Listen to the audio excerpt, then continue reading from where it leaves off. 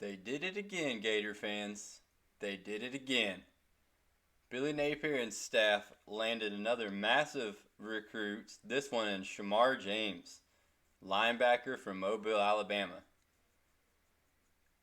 James is ranked in the top 100 nationally.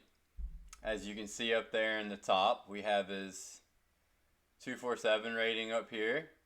Because consensus rating is a number 64 in the nation. So he's getting to be a borderline 5-star in the consensus rankings. He's number 91 in the nation, ranked by 247 on their own rankings. We have On 3 up here, where he's kind of similarly ranked. And this is the big one that kind of drives up that consensus ranking that you saw over here, is on Rivals. Rivals has Shemar James as a 5-star, number 13 in the nation, and the number 1 linebacker in the country. So Rivals thinks this is a massive get, and guess what? I completely agree with their rating of Shemar James. This has nothing to do with my fandom, nothing to do with me being a Gator fan, because I'm about to show you the tape, and you're going to see, I think, exactly what I'm seeing. I don't understand how he's not a 5-star on every single site. Let's dive into that film, and then like we've been doing on the other videos with Devin Moore and Kamari Wilson, we're going to dive into what was formerly called the big board, but I think that was kind of played out, and it seems everybody uses that terminology. So I got a new name, and we'll figure that out when we get there. But let's start the highlight film now and get ready to be impressed. All right, so he's lined up at middle linebacker currently. And you're going to see a lot of this on his film. He's just going to come in and rush the A-gap, B-gaps, and just blow people up with his superior strength, size, and athleticism. Now he's lined up at wide receiver.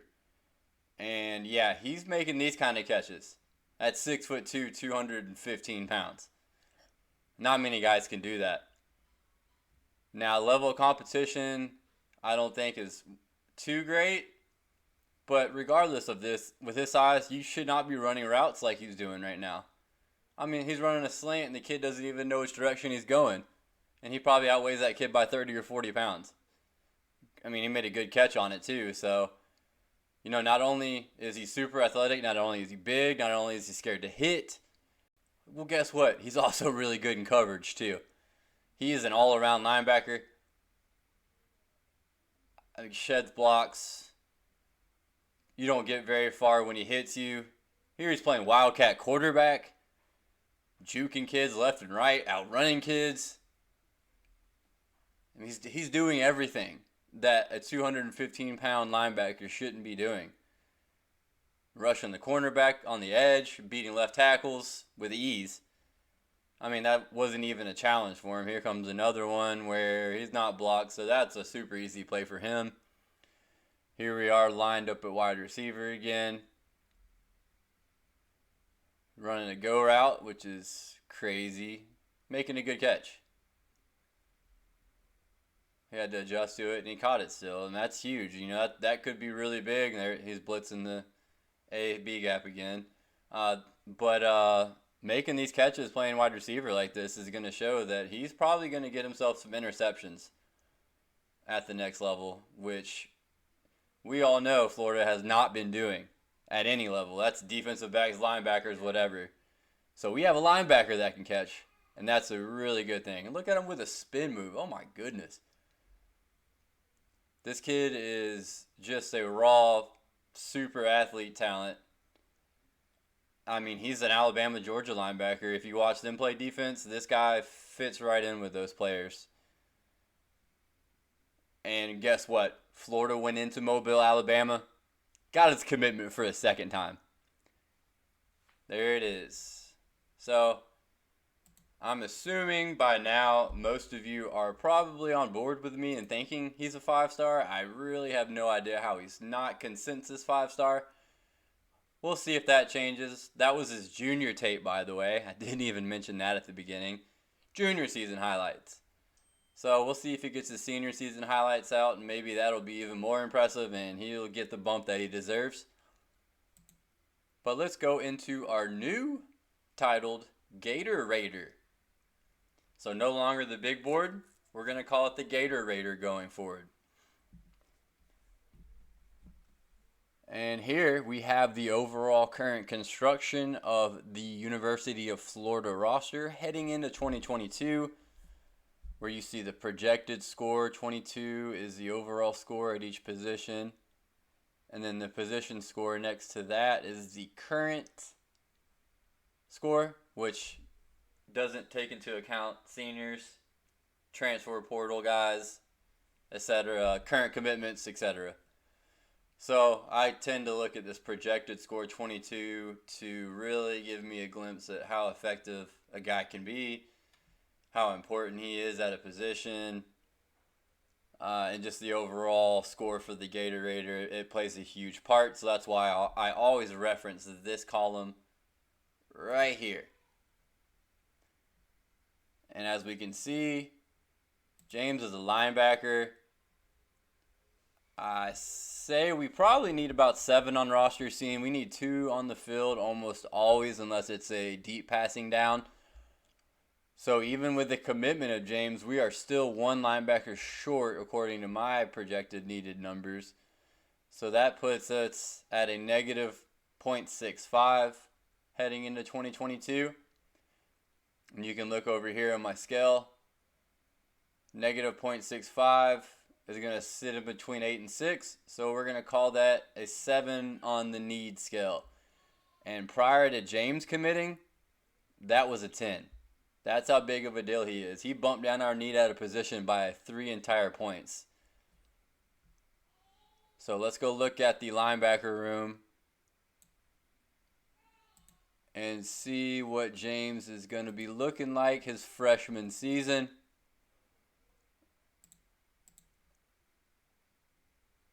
So here you see current roster of linebackers. We have a depth chart where I'm projecting the starters next season. Well, I guess I need to change. I don't have anybody's second string, do I? I'll change that later. I don't really have no clue who it'd even be. It's honestly probably going to be this kid we're talking about in Shemar James. So we can see here that Florida is projected to lose 3 linebackers off of their 2021 roster. Now, Ventrell Miller, I'm interested to see what he's going to do, seeing he had the season-ending injury. He is a redshirt senior, but I believe because of 2021, he still can come back. I might be wrong. But if not, it'd be interesting to see if he came back. If he does, he would obviously be a starter and would probably knock down Scooby Williams. But currently I have Scooby Williams and Tyrone Hopper as our projected starters. I love that tandem. I do not think James would come in and supplant either one of them. So as long as these are our top 2 guys, I think we're okay. Where things start to get kind of difficult is immediately after. We have no depth. DeJuan Black has always played safety or star. I mean, he had to switch to linebacker because we have nobody else. Derek Wingo, I mean, great talent, raw talent. He's got to figure out how to play the position better. He mainly rushed the quarterback in high school, and it's really showing up when he gets on the field. Struggles between reading the run and reading the pass. But he has so much raw talent, you never know. He could take that next step. Chief Borders we didn't see, so I liked his tape. He's a big kid. 4-star. So I like Chief Borders, but straight up talking, Shemar James is a lot more talented than Chief Borders, so I would not consider Chief Borders a threat to James as far as depth chart purposes. So we're already looking at Shemar James competing with Derek Wingo as probably second on the depth chart behind. I mean, you can probably just rotate Hopper or Williams. It doesn't really matter whether that's an inside or outside. We really don't have that designation anymore anyways in the nickel package. So, yeah, I mean, if Derek Wingo doesn't show any improvements in the offseason, the new staff doesn't have any kind of connections with him, Shemar James can quickly pass him, and then we're talking he's going to be on the field unless Hopper and Williams can play the entire 70, 90 play, however many plays they got to go against, which is not going to happen. So James is without a doubt playing next year. Unless we get transfers, which we got to wait and see. All right, so now let's go look at the Gator Raider. Not the big board, the Gator Raider. Right there, there's our scores. So you can see over here, we have actually a three-way tie now, and I'll tell you why in a second. Prior, Shemar James was rated as the top guy, but now he's in a three-way tie with Kamari Wilson and Chris McClellan. Kamari Wilson got a bump because Devin Moore was listed incorrect by me because I'm a dummy. He actually is a cornerback, as I talked that entire film about him playing cornerback and why it was such a big deal for free safety. Well, guess what? He's going to play cornerback, and I like it. Eventually, I'll talk about that on a separate film. So that bumped up Kamari Wilson's rating because the position of need went up a little bit at safety, and he was barely behind Shemar James as it was. So now they're tied. Chris McClellan got a bump up because I believe we had some defensive linemen in the portal. Yes. Yeah, we had, I believe, Dante Zanders. And I don't know, I can't remember if we lost a commit or what exactly happened. But either way, he wasn't way behind these guys either. But as you can see over here, position of need of defensive line has taken a dramatic increase to a 10. We have to get defensive linemen in this class. We are hurting. So we have McClellan and Lyons, that's good. But we need at least, honestly, probably two more, whether that be through the portal or some commits. I think we're going to have to get some guys through the portal at defensive line. But let's not dive way too far into that because we're talking about Shemar James. And he is an 8.7 on the Gator Raider. With a 10 being a perfect score. Extremely impressive rating. And honestly, I only expect that to go up because I think his talent score should get increased to a 10. And if it does, I'd probably have to bump up his impact to a 10.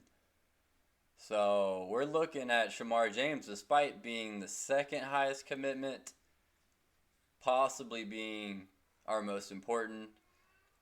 I honestly, Kamari Wilson gives you the 5-star, big buzz, IMG Academy. So for that reason, he should get a 10 impact. I'll think about that as well. Either way, these two are massive gets, and they are by far our top two commits along with Chris McClellan. He's not too far behind them, obviously. He's a top 100 recruit as well at a new major position of need.